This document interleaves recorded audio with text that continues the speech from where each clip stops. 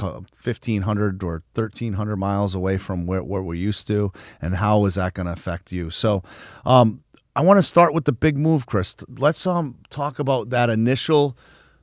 Where were you in your head, that initial time when you learned that we were potentially going to be moving? I think it was the summer of 2018, and it was just you were finishing up your 7th grade year, going into 8th grade. Talk about how you felt. Just kind of walk us through those feelings and those different emotions that you were having. It's definitely hard at first, just having that tight group of friends, hanging out every day.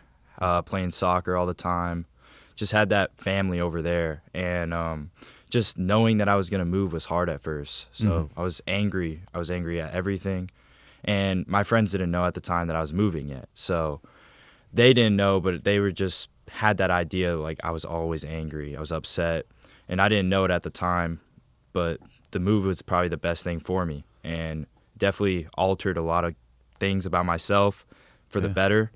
And it was definitely challenging at first. The move itself was challenging, especially moving to Florida. My first few months of 8th grade here in January, I got in a couple issues with a couple other kids, and it just wasn't a great time, and I wasn't happy at first. But then I started to make a couple friends in Florida, and then overall it just started to get better and brighter for me. And well, I remember that because back home in Massachusetts, we had it was a very small little town, Charlton, Mass, and everybody knew everybody, right? And you played multi-sports. You pretty much, I think you were pretty much captain of your soccer team all growing up. Basketball was another big sport for you. You ran cross country. You were able to do all these different sports without any issues of walking on the team, starting, playing. Then you come to a school where there's 600 kids in your class. It's a huge adjustment where you knew everybody in the school. I bet you knew everybody in your class back at home. Yeah. Like, not even in your class. You probably knew kids in the lower grades and the higher grades. You knew everybody. And the funny thing, well, it wasn't funny at the time, but I remember you coming home, and you never had gotten in trouble up at home. I don't even think you had a detention. I mean, you were a straight A student, National Honor Society, middle school. I mean, you checked all the boxes. You great athlete. You were a good kid.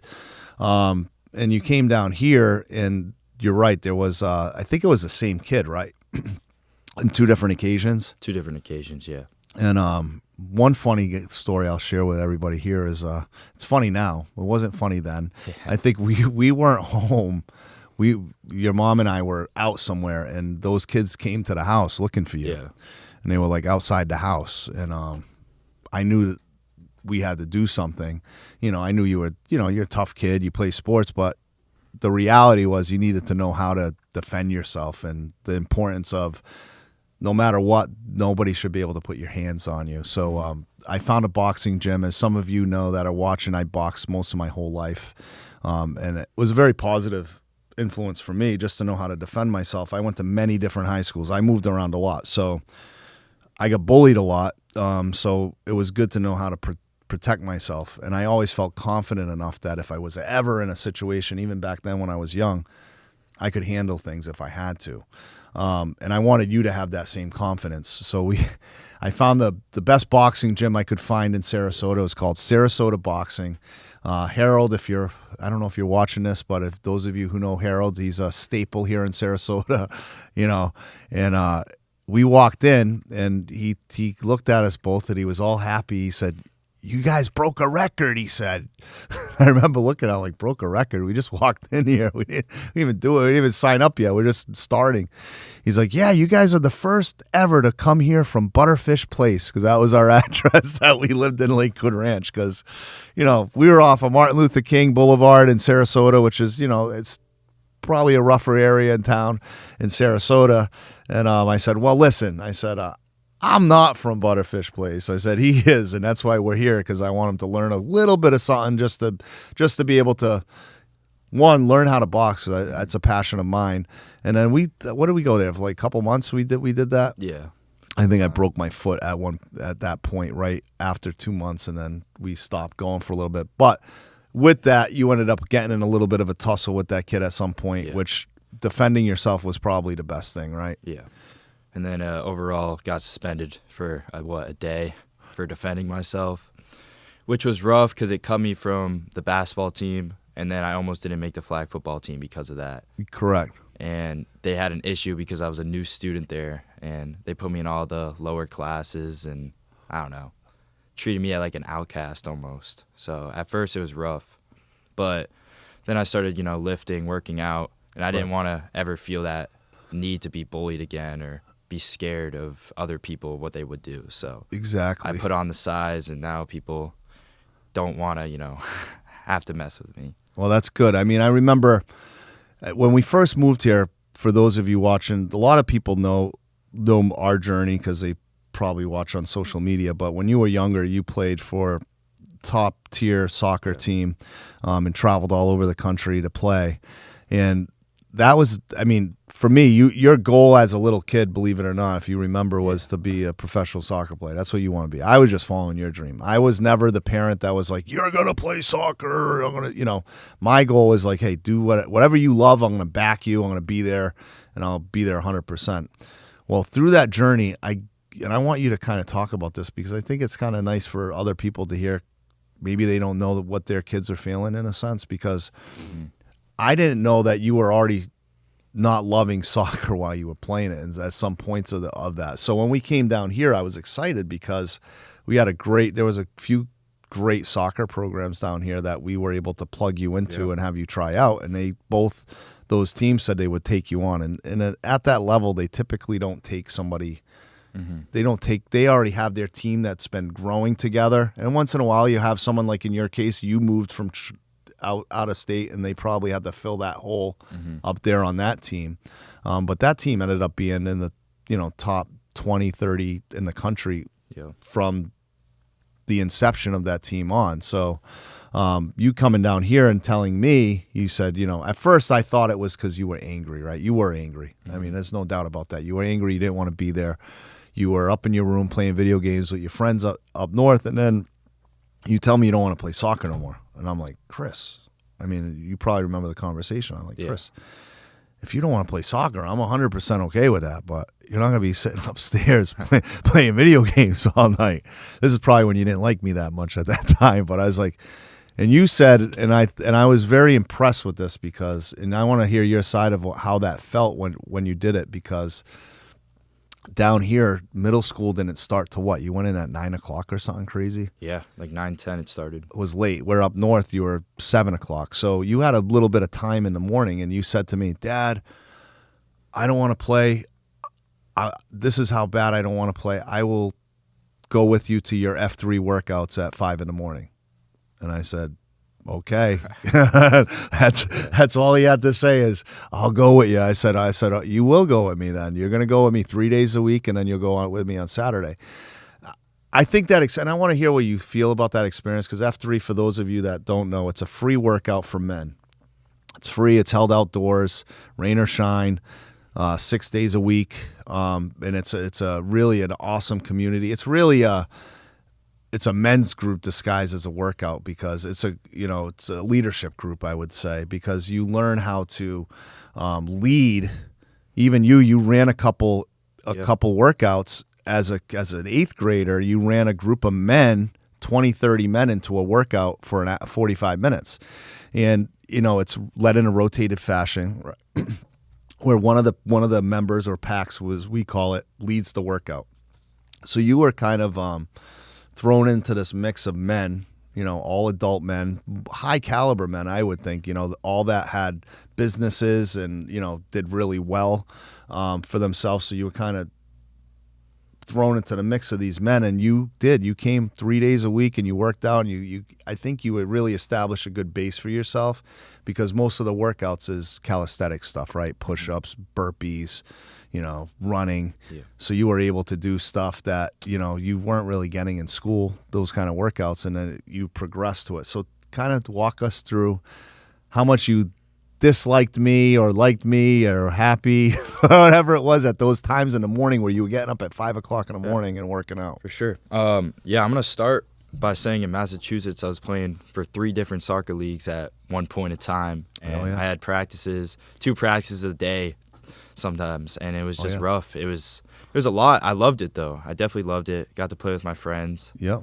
But it just got tiring, and then injuries. Came off a concussion and hip groin flexor tear, and it was just rough, and it was getting banged and bruised up. So after a while, I was just like, how much more can I take of it?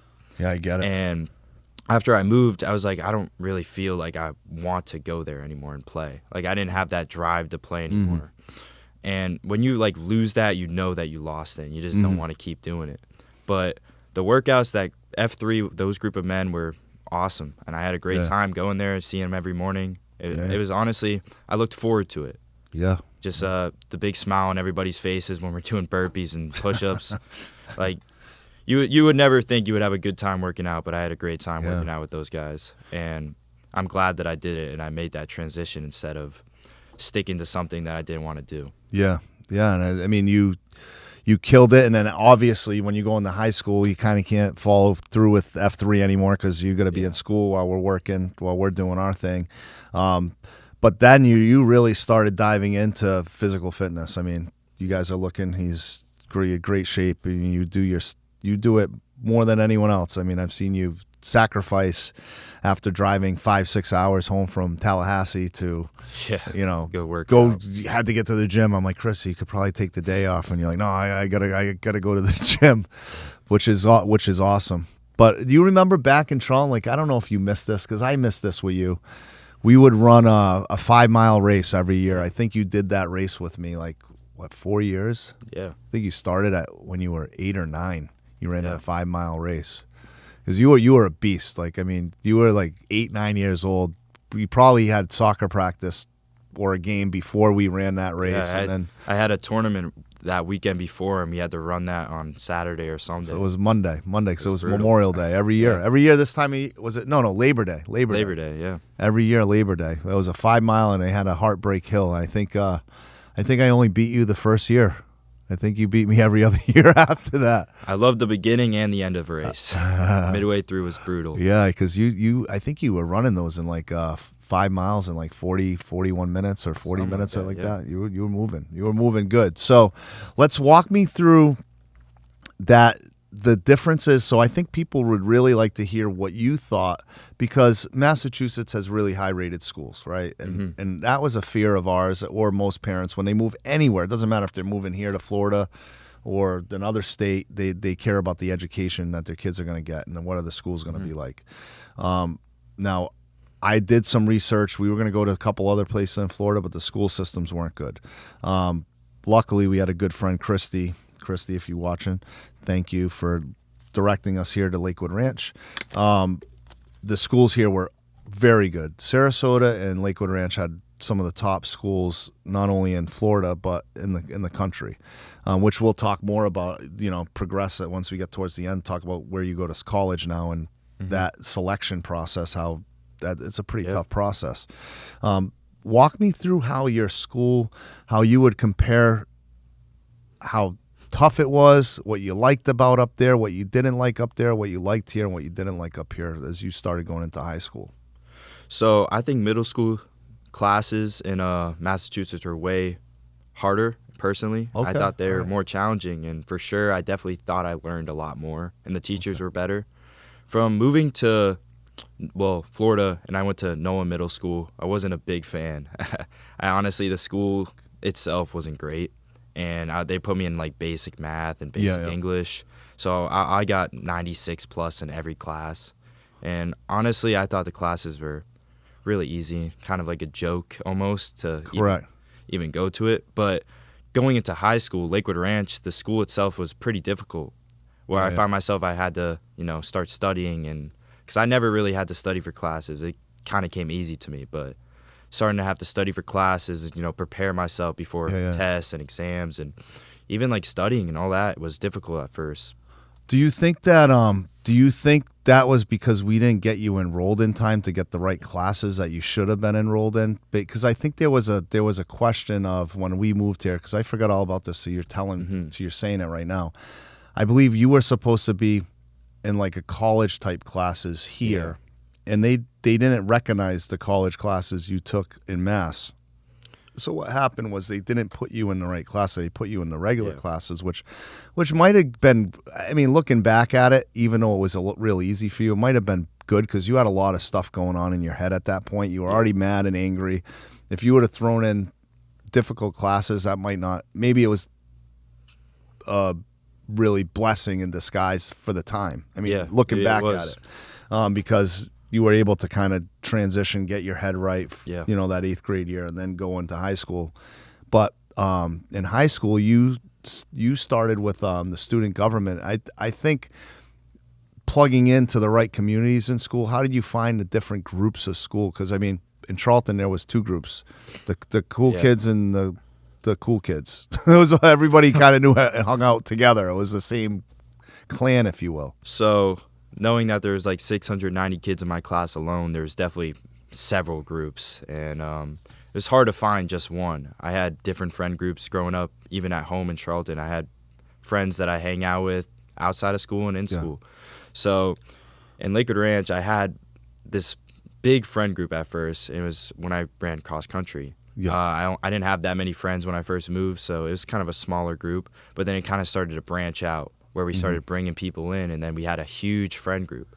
So again, like, we don't have smaller friend groups here, but it's like you're friends with everybody. Like, you go around, you can see many people, and you can say, hey, what's up, how you doing? Simple as that. So how did you like the student government program, or what? Student government? So I actually started off with Key Club and Lakewood Leaders to start off in NHS. Those were the first 3 clubs that I joined. They were more for like service hours and, just going out helping, like food banks and projects and stuff like that. I joined SGA, student government, end of sophomore year, and that's where I met a lot of my tight friends now. Some of my friends that go to University of Florida, FAU, and UCF and things like that. So we do a lot of projects. We set up homecoming and all stuff like that. Correct. So you got a lot out of that, and then you also you did play soccer in high school, and you guys won soccer. You guys won the championship, right? That year? I wanted to give my parents one more year of me playing soccer. I might have not been that great, but it was fun. It was fun. It was that. I mean, that was one of the things that, if I look, all right, this is where I can lose it. If I look back, the best times were driving hours, like driving. I can look now and say those are like some of my best times.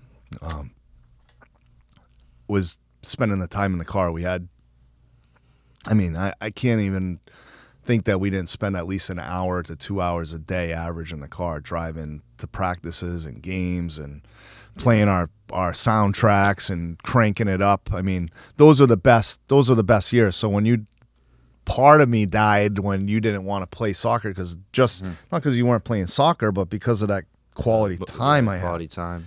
I mean, and then I got it back with the F3 thing because we were able to be in pain together. So you might have been in pain on the field while I sat on the sideline when we were, in the F3, we were working out together. So those were like the best years of just driving. I mean, I remember now you still play all those same playlists, which is awesome. Yeah, I love those songs. Yeah, we would crank that music, man, over and over and over and over and over again.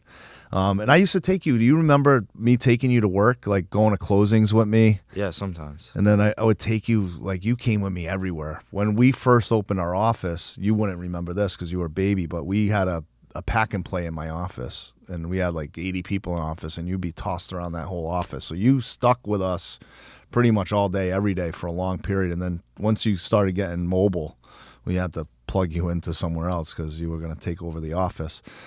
But, growing up talk about growing up with 2 self-employed parents in a sense. How is that? What has that instilled anything in you?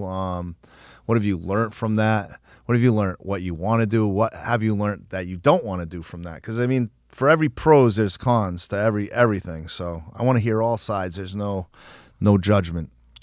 Yeah, no, it definitely made me look at it like I gotta work hard no matter what, whether it's at school, at the gym, and even in high school I had 2 jobs at one point. I had jobs all 4 years pretty much.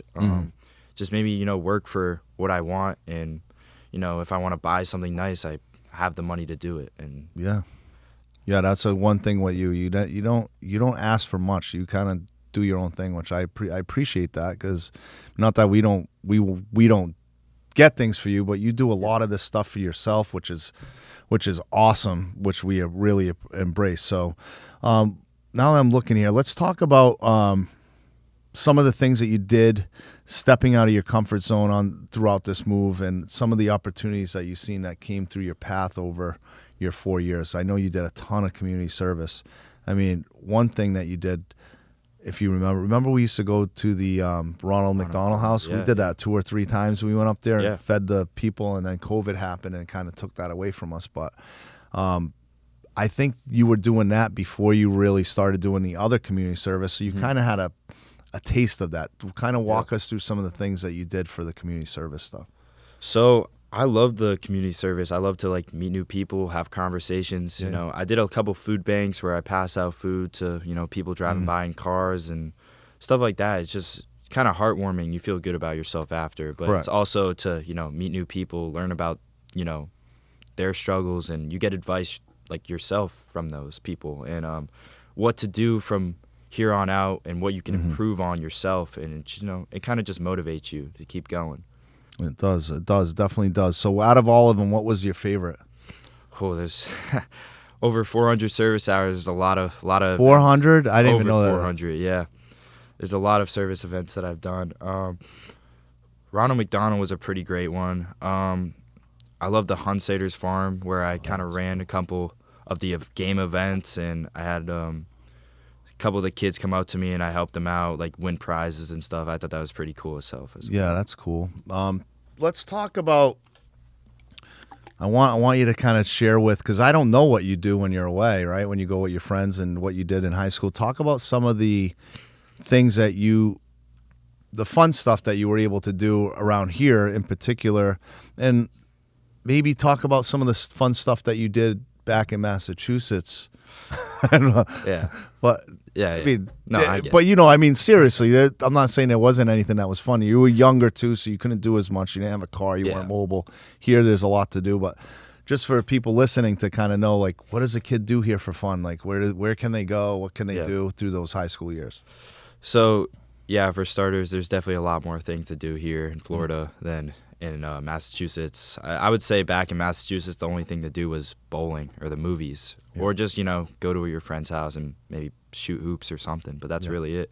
But here, I mean, you got options. You can go to the mall. You can go to the beach. You can go to mini golf. You got. It's all year round. You can go outside. Yeah. You can just do whatever you want. You could go outside, play basketball at night without it being freezing cold. Wow. You got gyms that have basketball hoops, swimming pools, hot tubs. Yeah, you got anything. There's always, new things to do here, and new places that are still opening up. So, what were you and your friends doing? What was some of one of the things that you did most? Was it going to the beach? Was it going to the mall? What was? I would say on the weekends, definitely going to Siesta Key or Lido. But maybe freshman, sophomore year, me and my couple of my close friends loved to go to the UTC mall and just mess around. It was just the good old days. The good old days. So those were the good old days. So what was that? Maybe your freshman, sophomore year? Yeah, about freshman, sophomore year, yeah. beginning of sophomore. So as we kind of progressed through the high school years, what was the best part of high school? Just the memories itself, looking back at it. Waking up at 6:30 a.m. wasn't the best. It wasn't great, but I did it, and I'm glad that I got to go to school. Sitting at the lunch table with my friends was one of the best parts of my day. We all just make jokes, crack jokes, and laugh. Then we all go to LA Fitness after and get a lift. It was the best part of my day, honestly. We all just looked forward to it. Yeah. Did you have a favorite teacher that you would say you had a favorite teacher that was influential for you? Yeah. My SGA teacher senior year, Cuervo, was pretty cool. He was a cool dude. he instills some good tips or things. I mean, as you know, I didn't go to really college. I went to community college, so I didn't know all those steps. But Yeah, so I was in a group called Young Life, which is outside of the school, and Okay. he was a, you know, a leader a there. leader, yeah, So he actually was the teacher of my SGA class senior year. So it was kind of, Oh, cool. We had cool. a bond already, and just coming after class, he's like, "Well, I see you at Young Life tonight." I'll be like, "I'll be there." It was just Nice. it was a great friendship that we had, and especially all my friends there and SGA too also went to Young Life, so it was a great time. And yeah, let me ask. You kind of brought something up because for whatever reason, I didn't have Young Life on my notes, and there's definitely a huge difference between people's beliefs between here and up in the Northeast. I mean, I feel like everybody here is plugged into some kind of a church, and we were really plugged into our church, Lifesong, up in the Northeast. How did Young Life make an impact on you? Because I know you really plugged into that I think at least 3 of your 4 years of high school, you were really plugged into that organization. Kind of tell me, what values did that instill in you, and some of the things that you learned through that experience that you still carry on to today? So one of my great friends, he kept begging me to come, and I was just like, I don't know, man. I don't know if I want to go to that. I never was like one to, go to a small group or anything like that. It wasn't just my motive to do that. But he kept, installing it into me. He's like, come on, just check this out. Who was it? Which friend? Joseph Velocity. Okay. So the first event I went to was called Color Chaos, where we have a bunch of like dye balls and we throw it at each other and get our white shirts covered in dye. And I was like, dude, this is awesome. And I begged you guys to go to the summer camp. I've never been to a summer camp like that. And so I was a week away, and we went to this place called Sharp Top Cove, where I got to actually learn more about the message, hear like great music, and just have a great time with my friends. So it was just a great balance between all three, and I loved it. And ever since then, I kept going, and just looked at it as like another family that I could go to if I needed to talk or anything.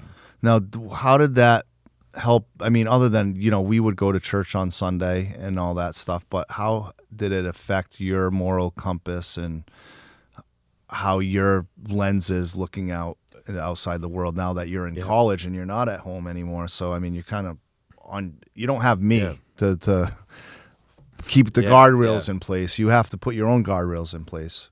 No, it definitely installed. It's kind of hard to put into words, but it's just there. And it just helps me keep a straight mind almost always, and just know right from wrong, and sometimes just the best thing you can do. Sometimes it can't always be right, but the best option you could do for other people and yourself. And that's kind of just what it taught me to do, and definitely reach out to new people as well. Correct. Is that something that you would actually consider doing, like volunteering, when you get free time now, like in? Oh yeah, I would love to direct a camp or do something like that. That would be great. Do they have anything up there at FSU for that? I think they do have a couple things like that. Yeah. All right. Well, keep me posted if you check that sure. out. Let's kind of walk through the high school, right? Mm-hmm. Now you're transitioning. Now we got to pick colleges. You were able to do, in Florida, we have a thing called Bright Futures, right? You have to score. I don't know what the scores are. You can maybe fill us in on that. There's different rankings to the scoring. You can get paid. You can pay up to 100% of state school tuition, right? And it goes down to maybe 25% or something, I'm sure. You were able to lock in 75% of your school paid. Mm-hmm. But I think the amazing thing is, you did well in school. You were on the top end of your class. However, we found out real quick how difficult it is to get into some of these state schools here in Florida, and you chose Florida State University. And as we were kind of going through this journey together as a family, we found out that there was going to be something like 70,000 or so applicants into the school, and they only accept like 6,500. So something like that. Yeah. I mean, that's like 10% of all the application. That includes in-state, out-of-state. And I believe it was your first pick. You did say you wanted to go to Alabama, and I just laughed at you. I said that ain't, you can go, but you're gonna have a lot of debt. you get someone to pay 75% of your school. You ain't going to Alabama. But whatever. That neither here nor there. You had a couple buddies that were going there. Kind of walk me through that process and your SAT process. I know we got you a tutor. I know some people are good. Some people are really good at school. Some people are really good at tests, and some people aren't really good at tests. I think you were in the middle, because I don't think you did bad on your tests. I think you did okay, but it might not have been your strongest point, and you took the test a few times, which is, at least you went and took it a few times. You could have just took it one and been done, and then wherever the chips fell, they fell. But walk me through the feeling of graduating and investigating the colleges, and kind of take us on the journey that I know Mom went to a few schools with you to check out. But just walk me through that. So yeah, I remember we had football games on Friday nights, and I had to get up at 7 a.m. on Saturday morning to go take an SAT. Wasn't the best feeling in the world, but I took it probably like 5 or 6 times, yeah. And my super score overall was 1230, which was just enough to get to 75%. And that test it's brutal. It's a brutal test. The reading itself is hard. It's more about, time. You got to manage it. And the more I took it, the better I did. But it was definitely not easy. Definitely checked out a lot of schools. A lot of schools were nice. UCF, they just weren't for me. I didn't feel like at home there, and I didn't see myself going there. So, but I remember going to Florida State junior year in around October, and I was like, wow, this is beautiful. This is like where I want to be. Yeah. And I kind of strived for that. And I remember applying for the college, and I'm like, I don't know if I'm going to get in. The scores are ridiculous. And so I applied for summer to hopefully have a better chance of getting in. And the summer scores were around like a 1270 SAT average, and I was at like a 1220, 1230. And I'm like, oh, there's no way. And the GPA was like a 4.2, and I was at like a 3.95 or something like that, which is still really good competitive scores, just wasn't a par. Yeah. And I think what really got me into Florida State was my extracurricular activities and how I was involved in my school, all the service hours, and just a lot of that. I think my essay itself was pretty good. Wrote about my move, actually, from Boston to Florida. Yeah. Wrote about that and how I kind of overcame those struggles. Ultimately, I loved Florida State. I still love it. I love going there. Met a lot of people. Pre-med, man. Yeah. So what is your goals? Like, what do you want to do when as you go through your journey? And it can always change, but right now, where is your head at? What are you thinking you want to do? And I would love to deal with sports injuries, stuff like that. I would love to be able to help other people get back on the field and, continue playing with the sport they love. And just stuff like that kind of interests me. Just anything to do with the human body, fitness-wise, physical-wise, mentally-wise. I love all that stuff. And I kind of just strive to be better myself each day when it comes to nutrition and all that stuff as well. Well, you've been meal prepping since you were in high school. I mean, we were big in it because your brother worked out that one year, and you kind of seen it since you were little, kind of seen that progression. You've seen me get up at 4 or 5 in the morning every day for my whole life pretty much in the gym. So you kind of had that. You've seen it your whole life. So you kind of adapted it, and you kind of taken it to your own level, you know, which is great to see. I mean, that's something, you take this for the rest of your life. Mm-hmm. You know what I mean? This is you setting yourself up. So right now as pre-med, what is your ultimate goal to get as a degree? Are you looking to be, I know you're looking to go to Italy for a few weeks to shadow some doctors, some more. Is it all ortho doctors? I wouldn't say it's all ortho. It's probably a couple of PAs, physicians. Okay. It's just different fields to see, different specialties. And that will give you a good flavor. Yeah. Definitely orthopedics seem interesting to me, like, shoulder injuries and stuff like that. I have a lot of friends that, deal with shoulder injuries and all like that. I'm like, I'm over here. Like, I don't got any shoulder injuries. I don't understand why you can't do this movement. So, I would love to, help people like that and just, Is it that specific? This is what I've heard because I don't, again. there's a lot more I'm a to layman. it. But what I mean, what my question is this is, there's orthopedic surgeons that just focus on shoulders, just focus on knees, just focus on certain Hip body flexors types, and right? stuff. Yeah. A bunch of different injuries. It could be anywhere in the body. Not shoulders specifically. I could be in just to do with sport injuries. There's ones that specialize in sport injuries. Just sports injuries in general, meaning more muscular? Yeah, muscular. Okay. But either one, bone would be pretty cool too. Yeah. That's awesome. So, walk us through a little bit of Florida State, man. I mean, I know you kind of went there your freshman year. You plugged right in. You joined a fraternity. Yeah. Tell us, as we get to wrapping up over the next 15 minutes, walk us through college life, man, here in Florida. It seems like I went to family night and I wanted to go to college. Yeah. I was thinking, how can I get back? How can I come here? I mean, I'm willing to pay. But kind of walk us through your experience, your first year. Walk us through your fraternity experience, what you can tell us. Yeah.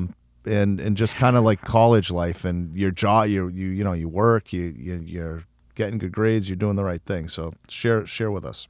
So yeah, starting in the summer, I didn't really have that many friends from my school that got in or even went there. I had one or two friends, so we hung out, and that's where I met my roommate. I had a random roommate over the fall, and we kind of hung out, went to the gym, and stuff like that. We went out a couple times. Yeah, FSU is a great school where you want to like meet people. A lot of people are genuine over there, and just definitely. I don't know how to explain it. It's just a lot of cool people and genuine people. And over the fall, I rushed SIG-EP. Can't really talk about the process here. It was a great experience, though. I got tight with around 70 kids in my pledge class, and I could consider that a brotherhood for sure. And I got tight with a lot of friends that I know they would look after me if I needed them or if they needed me, I'd be there. And we had a lot of events that we held, a couple functions and stuff like that. We did a couple service acts as well. You're gonna give us the one you did. Which one? I don't know. The one did you get like heartthrob or whatever? Oh yeah, that was in the spring. So I ran for Alpha Phi's Mr. Heartthrob competition where I did a dance on stage shirtless to Mamma Mia. That video doesn't have to go anywhere, but.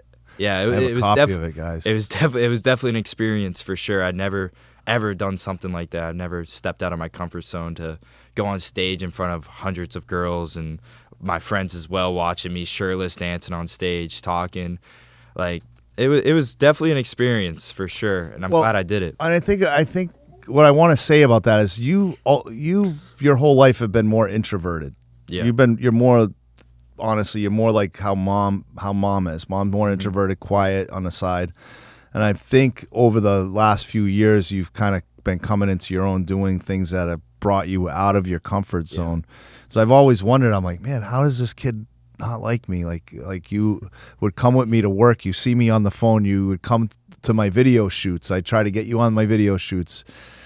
And I'm like, why isn't he doing it? And then you go to college and you start really coming out on your own. And actually, I think you can agree or disagree with this. I feel as though a lot of that stuff that you probably seen is coming out of you now, that from my vantage point, what I see, I feel as though you're networking, doing the stuff that you've seen me do on that side of it, more than I've ever seen you do it. So how do you feel? Do you feel there's truth to that? So I think ever since I moved to Florida, there's been pieces over time starting to come out, and I feel like it's a puzzle almost, where the more I do it, the more I'm like, what do I have to lose? I have everything to gain. Correct. And the more I go over it over and over, I mean, I'm always going to have a little bit of nervous feelings, anxiety, but you got to just take a deep breath and just do it. Rip off the Band-Aid and just go for it, and you have nothing to lose. So that's how I kind of look at every situation now. That's just do it. You just do it, right? Yeah, you just do it. There was a book on, it's like, I think it's a 3-second rule, and I read this book. I've always had to do it because I've been taking care of myself since I've been like 14, 15 years old. So for me, I didn't really it was thrown to the fire. Like, I had no choice. Now, ultimately, if I probably was brought up different, I probably would have been different too. Like, I think I was forced to be the way that I am because I had to go out and get what I needed. Like, it's just like, bam, I'm on. Okay, where am I going to go and get it? Fortunately for you, you didn't technically have to do any of that stuff. I mean, I always encourage you, like, come out of your comfort zone. I mean, one of the things that you have is your TikTok. You have like over 20,000 followers, and it drives me nuts. It drives me nuts. I wish I had 20,000 followers. Guys, like all this stuff. Follow me. You have 20,000 followers. I think over 100,000 views or likes or something crazy like that, and you don't monetize it. Monetize it. You gotta. So that's one thing. That's my challenge to you today, as we're on this podcast, is challenge yourself to get that thing rocking and monetize it, man. Even if it's to the point where you're getting, your free workout clothes or your free protein, all your stuff for free, where maybe you get paid on it. But I think now that you're kind of doing some of these things, my encouragement to you would be like, okay, since you're stretching yourself, you have a vehicle that's sitting right there in front of you that you've already have, that you could literally stretch yourself a little bit more and maybe monetize it in a good way, in a positive way. And I think you had a lot of good stuff and positive things to give, especially, with everything. I mean, you overcame the move. Your fitness is on point. Like, people can look at that and be encouraged by that. Like, listen, you can get in shape. These are the things you got to do. You're good with, putting your diets together. I think that's mostly was the stuff that you were getting a lot of hits on, is your working out stuff. But in closing, I want to ask you: is there anything that you want to add or say before we kind of wrap this up and put a tiny bow on it? I'm just definitely grateful for this move itself. Definitely showed me a lot of things and definitely matured over the years for sure. And I keep learning today, so just getting better. And working out itself definitely helps, get me away from all that reality. And I love physical activities and stuff like that. I've always loved that. And just learning every day. So if you would have any encouraging words for like other people that are moving anywhere in the country, right? They're moving from wherever they are today, right? And they're going to move their family, and they have kids, and their kids not happy about it because they don't know. They don't know what they don't know. All they know is where they live, and it's fair, right? It's fair. That's their reality. Their reality is this. They don't know nothing outside of that reality. What words of advice or encouragement would you give a family being that kid that was kind of, in a sense, at the time, forced to move? Genuinely, if you're a person that's thinking about moving and it keeps bothering you, I'd just rip off the Band-Aid and do it. Because if it's going to bother you and you're going to stay in the same place, it's only going to keep getting worse.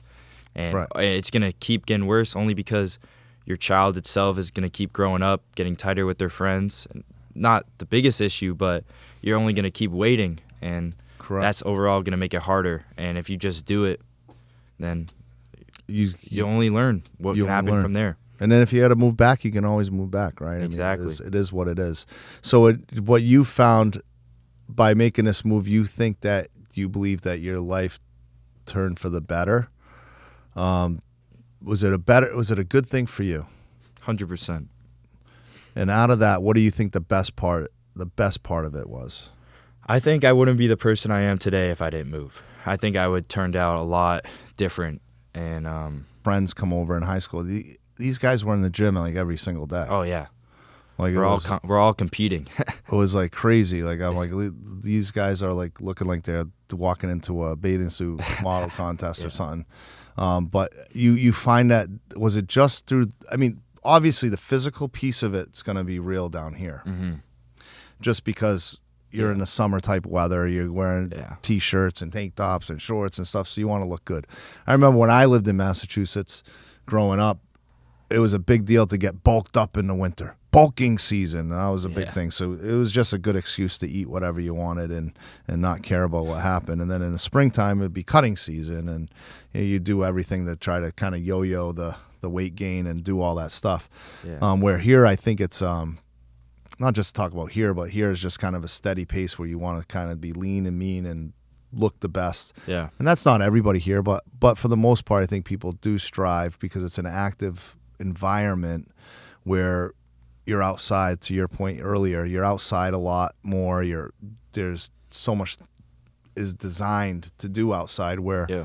Unfortunately, being in the Northeast, we had to deal with weather. Like, for example, I'm doing these triathlons, and if I were to live up there, it would have been very difficult for me to train just because of weather, right? It would rain a lot. I can't go on my bike in the rain. I can run outside in the rain, but I can't ride my bike 80 miles, 100 miles outside, where here, I mean, other than we got to deal with heat, so that's easy to fix by hydration, right? I just got to drink a lot of water, make sure I'm hydrated. I can bike all day long if I want, and do those things. So you find that this was a great move for you in the sense that you grew as a person, your peer group that you found here. I believe that you had a great peer group wherever you were. Yeah. So whether you were up north, the friends that you had up there, you would have stuck with the ones that were striving to be at the top. And I don't know which ones those are because I don't have any connection to who those are. But I'm sure their core group of your buddies from up there. There's a group of them that are doing well. I actually seen one of your buddies, Aces. He's like going to Alabama. He's at Alabama. Yeah. But I like following him and doing that. Do you have any conversations with anybody in the north? I'm gonna be honest. I haven't really talked to many people up in north. Has it been a while? It's been a while. Yeah. I feel like we all just kind of went on our own paths, and I think Ace did the same thing. Where I know, like, if I saw Ace now, I feel like we'd still have that bond because he's always been one of my best friends. Well, you guys, I think you have those friends that you wouldn't miss a beat. You could not see the person for 10, 15 years. The next thing you know is boom. It's just like that. How did you feel before we end this? Because we got about 5-10 minutes. How do you feel about the neighborhoods here? Like, did you feel like there was a lot of stuff to do in your neighborhood? So definitely in Savannah, where I live now, there's definitely a lot more stuff. There's community events that they hold at the amenity center. At first, when we moved to Greenbrook, there wasn't too much to do because it was more like cul-de-sacs and stuff like that. But we were right next to the school too, so we could always go over there and play basketball. Yeah, there's a lot of kids my age at the time. I lived actually right next to one of my friends, so it was awesome. Yeah. So let me see here. Let me just look at my notes, guys. I want to make sure that I get everything that I wanted to. So I'm going to summarize a couple things. So if you're somebody that's looking to move anywhere and you're held back because your kids don't want to do it, right? We're talking to my kid, and he's encouraging you to take the step, whether it's down here, whether it's in California, wherever it is. If it's going to be a place that's going to better your life, I think it's important for people to know, like, listen, don't stay stuck somewhere. Yeah. If you know there's an opportunity or you get an opportunity, whether it's a new job, you get an opportunity to go somewhere else, maybe it's to make more money. Maybe it's not even about money. A lot of times it doesn't have to just be about money. Not everything is about money. It could be about lifestyle. We chose here for lifestyle. And honestly, I just feel also for our faith, this is a better place for where we feel for faith. But if you're that parent that, your kid doesn't want to leave, they're not going to ever want to leave. There's not that many kids that are going to be like, oh, I want to move from my friends. I would encourage you to know that there's another side. There's a brighter side. Plug your kids into some good programs at whatever school that you're going to go to. I think for you, the student government program was a really big definitely key. A good one. From my look, though, you could say something different. I mean, I'm your parent, so I'm not with you all day and every day.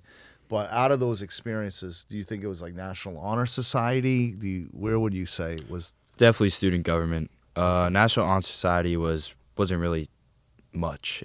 I'm gonna be honest, it wasn't much. But I would still get plugged into it. But student government is where you actually get to formulate a plan with friends and create events for your school itself. So you kind of build a community doing that. And I think you mentioned it. I think it was a big part of you getting accepted into the school you wanted to go, because there's a lot of times I feel there's kids that do really good and get really good grades, get straight A's, but they don't have any extra curricular activities, that they're not plugged into anything. And I think when in this market, in this day and age, you have to have an edge on everybody. With anywhere you can get an edge, you better get it, because there's a ton of smart kids, right? There's a ton of smart people that get good grades, that can read books and take good tests and do all that stuff. But are you checking those other boxes? So you feel you got into the school that you did, which I don't think is an easy school to get into. I mean, it's probably not the hardest school to get into, but it's definitely not the easiest.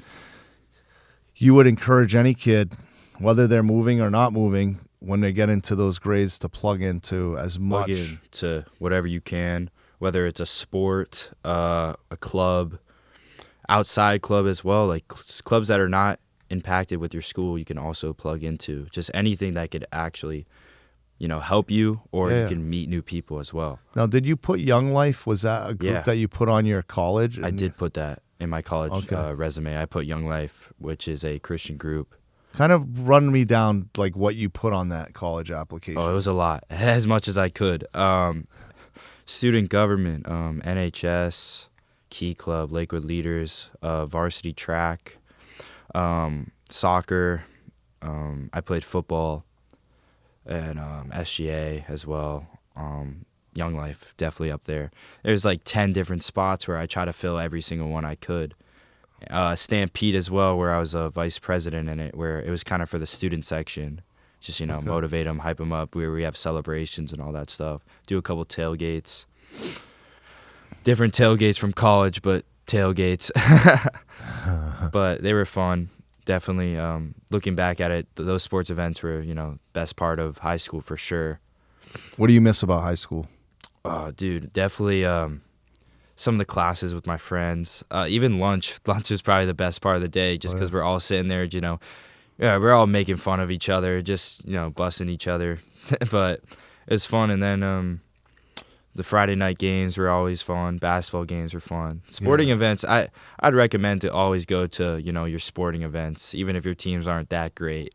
But it's just the time with your friends, watching your friends play a sport, anything like that.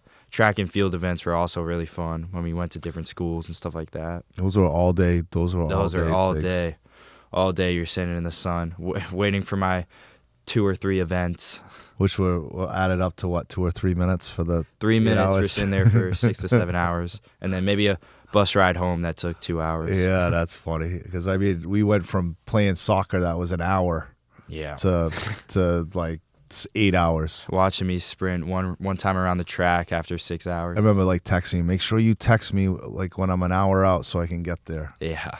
No, crazy. Those are definitely the best parts.